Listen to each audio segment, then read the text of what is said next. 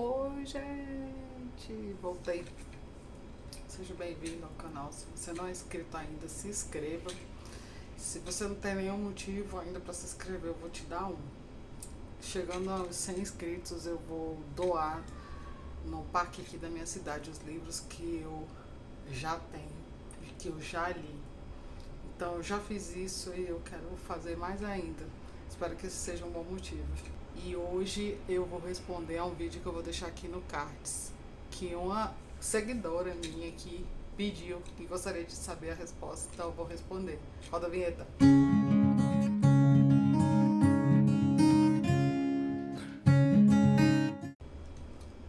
Então, o que eu pedi lá, se tinha mais interessados no assunto, eu pedi uma hashtag.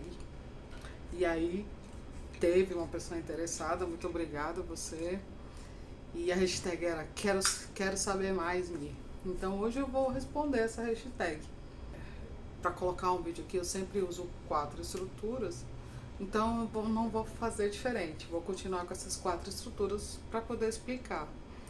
Mas hoje, não sei se vocês perceberam, resolvi deixar aqui de fundo o meu sofá. Porque é uma conversa mais informal, íntima da minha vida e que a minha amiga pediu e eu vou responder. Que é para falar sobre o meu sofrimento, ou o sofrimento que eu tive, e no caso o sofrimento que impulsionou esse meu desejo de leitura.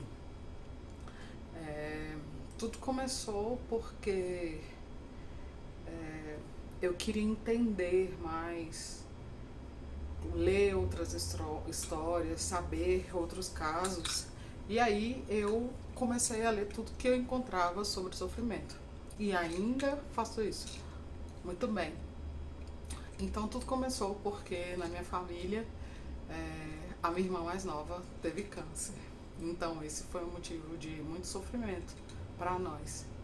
Inclusive eu tô até usando o brinco que ela me deu. Eu vou explicar essa história, o porquê do meu sofrimento, o porquê do meu sofrimento não, por que eu comecei a ler sobre sofrimento. Eu vou contar essa história em 4 passos e aí no final eu faço um resumo geral. Então vamos lá, primeiro passo. Eu coloquei aí que é a marca do câncer em mim, né? Então eu dividi em 4 passos. Primeiro passo é o início.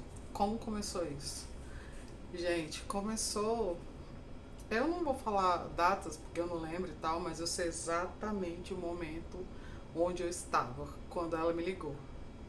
Então tudo começou com um telefonema. Ela me ligando e eu tava numa cidade aqui perto de Brasília jogando futebol. Eu tava entrando na escola para jogar futebol e aí meu celular tocou. E ela pediu assim: Mi, eu tô na emergência do hospital, deixei meu carro do lado de fora, eu preciso que você venha aqui. Falei assim, mas é agora? Assim, de repente? Aí ela porque eu deixei o carro do lado de fora e vai ficar muito caro. Aí eu falei, tá bom. Eu posso ir depois do futebol? Ela pode, vamos depois do futebol. Bem depois do futebol. Falei, beleza. Então depois do futebol, tipo, normalmente nós começávamos 6h30, né? Da noite. E aí terminava assim lá para as 10 horas e eu fui. Cheguei lá, peguei o carro, né? Peguei a chave, peguei o carro e levei o carro para a garagem da casa da nossa mãe. E assim começou toda a história. A minha inclusão na história, né? E foi assim que eu descobri esse sofrimento, que é essa história de câncer que a gente viveu, os aquinos viveram. Tá, e qual foi o meio da história? Então eu dividi o meio em 2 partes. O meio, parte A, e o meio, parte B. O que foi o meio, parte A, gente? Foi aqueles 20 primeiros dias de internação que ela teve, que ficou na UTI. E nós todos tivemos que deixar tudo, né? Eu e meus outros irmãos, e A gente revezava para cuidar dela, para ficar com ela. Ela estava alternando em apartamento UTI, e teve um dia que ficou geral apartamento, porque ela teve alterações. No momento estava bem, no momento estava ruim, mas durante 20 dias foi isso que aconteceu. E a gente se revezou nesse processo. Então, eram muitos exames e tal. Por que eu chamo de meio A? Porque essa parte foi a parte que eu tava mais reptiliana, assim, sei lá.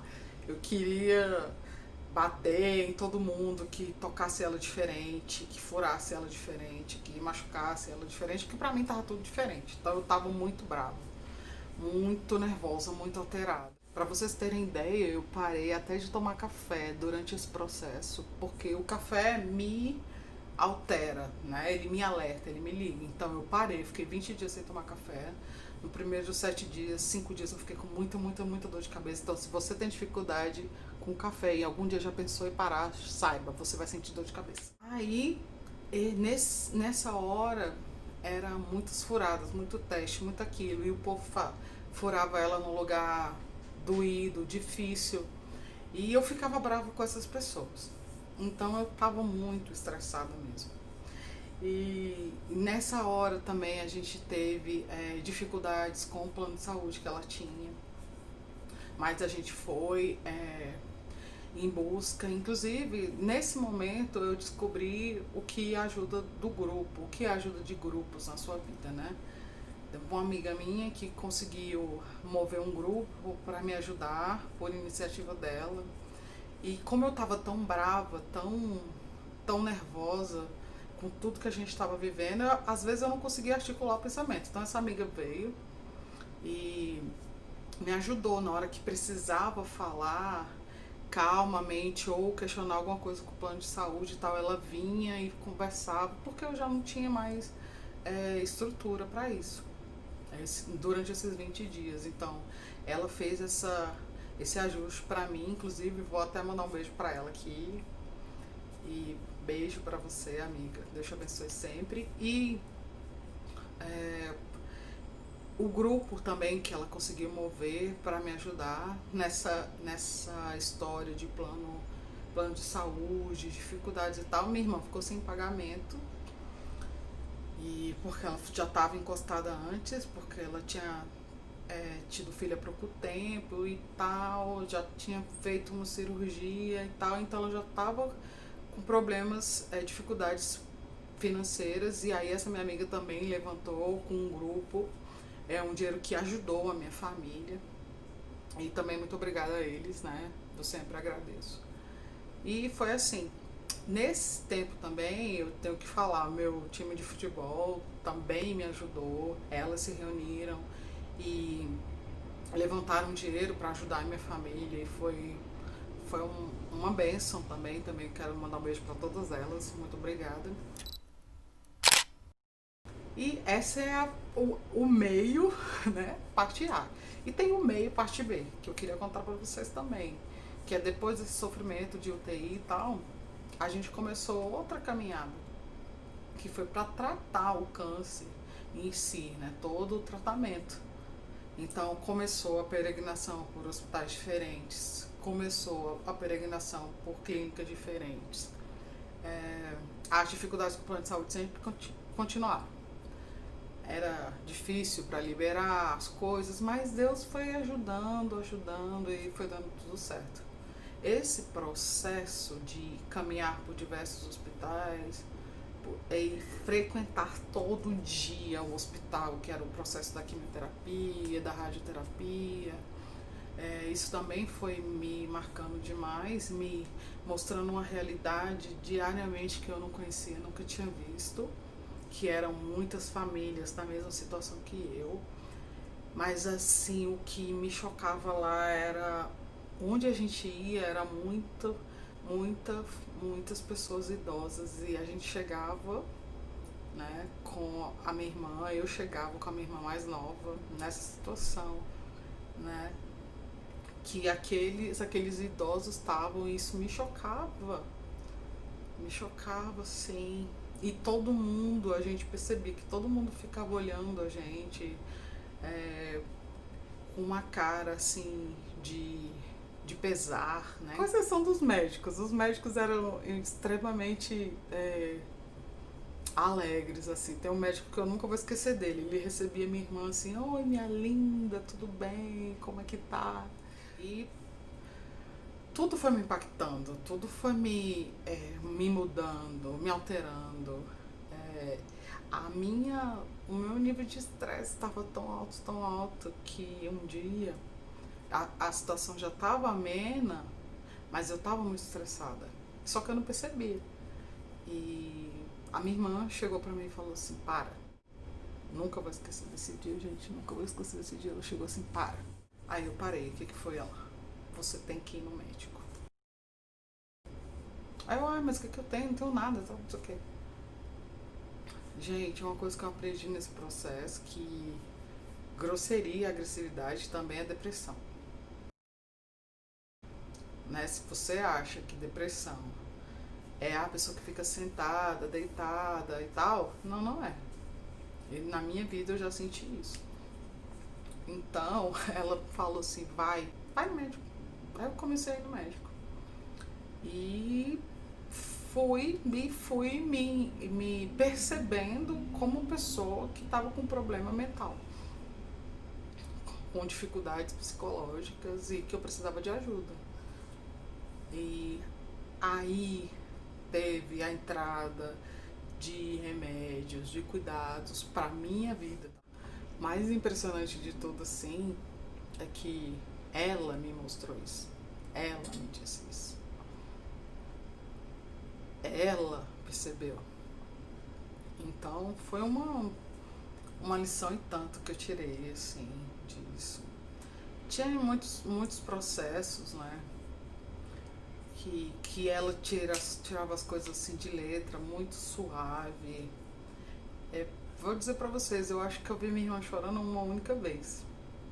Minha irmã não praguejou, entendeu? Ela não desistiu de crer em Deus, sabe? Ela ficava triste. E se ela fazia isso, ela não deixava eu ver. Isso também foi impressionante. Nesse processo eu conheci muita gente. Nesse processo também, gente, eu quase capotei o carro. Eu lembro que eu tava indo cedo de madrugada, assim, pra fila do hospital com ela e minha mãe, e meu carro fez assim, ó. Em duas rodas, assim, andando. Em duas rodas, andando, de repente baixou. Aí quando baixou, eu fui pro acostamento, parei, respirei e tal, ficou aquele minuto de silêncio. Eu voltei ao normal. E aí, por último, que é o final da história, que eu separei pra vocês, que eu dividi em 4 partes, é que eu também recebi a notícia da morte da minha irmã por um telefonema. E ela estava na UTI. E como eu era responsável por ela, né, fui eu. Ela que se internou sozinha, mas eu era responsável por tudo. Pelos papéis, pelos médicos, conversar com os médicos e tal. Tinha ajuda dos meus irmãos e tal. Mas quem recebeu a ligação que ela morreu fui eu. Então eu estava no advogado. Eu fui, porque estava de novo com problemas com o plano de saúde. E aí a gente estava percebendo que ela não ia parar de lutar contra aquilo. Antes disso, gente, olha, sério. Antes disso, eu e minha irmã, e minha mãe, minha outra irmã, e minha mãe, fizemos oração e decidimos, porque ela estava sofrendo muito já. E decidimos fazer uma oração e entregar ela a Deus. E meu irmão, que eu tenho um irmão, ele não fez isso, ele não fazia isso. Ele, não, eu não vou fazer isso, não vou fazer isso. Aí minha mãe falando com ele, não vou fazer isso, não vou fazer isso. Aí a gente se separou, e aí depois eu fiquei sabendo que meu irmão resolveu fazer isso. Minha mãe conversou com ele e falou para ele se desprender daquela situação. Se você não acredita, mas é uma prática da nossa família, né, que tudo é de Deus e para Deus. Então meu irmão não queria devolver minha irmã para Deus e pelo que eu me lembro, minha mãe conversou com ele e ele resolveu fazer isso. Gente, e foi fato. Na hora que meu irmão fez isso, pouco tempo depois, não sei quanto, eu recebi a ligação que minha irmã tinha morrido. Né? E aí daí eu liguei pra minha mãe, avisei e tal. Minha mãe já tinha saído de casa e minha mãe disse que sentiu. Que aí saiu de casa e já preparou uma roupa e botou dentro da bolsa. Uma roupa pra minha irmã e botou dentro da bolsa. E quando eu liguei, de onde ela estava, ela já foi pro hospital e ela já estava toda preparada. A minha mãe estava toda preparada. Então, gente, é isso. Essa é a minha história. Esse é o final dessa história, né? E eu comecei esse processo todo de leitura na minha vida por causa dessa doença, porque eu fui marcada pelo câncer na minha família, porque eu acabei sendo ativando esse evento depressão em mim. E eu comecei a ler assim, por causa disso. Eu lembro que eu li 2 livros muito importantes, eu até vou pedir para a editora botar aqui para mim, que é um do Caio Fábio, que o sofrimento ensina, e o outro, que é o do C.S. Lewis, que é esse que eu já disse que eu vou deixar aqui nos cards para vocês, que é o problema do sofrimento, que me ajudou demais. Me ajudou muito, muito mesmo. A me tratar e me aceitar essa história toda dentro de mim e não tentar lutar contra isso e saber viver e crescer com isso. Então foi assim que eu comecei essas leituras e eu tô gostando demais do processo, tô me encantando e quero não largar isso mais, tá sendo muito saudável pra minha vida e eu tiro uma lição disso tudo que eu queria deixar pra vocês, que é o resumo final, que a morte me impulsiona a viver, que a morte me impulsiona a compartilhar coisas boas.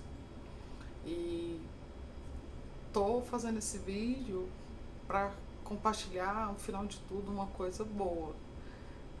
Porque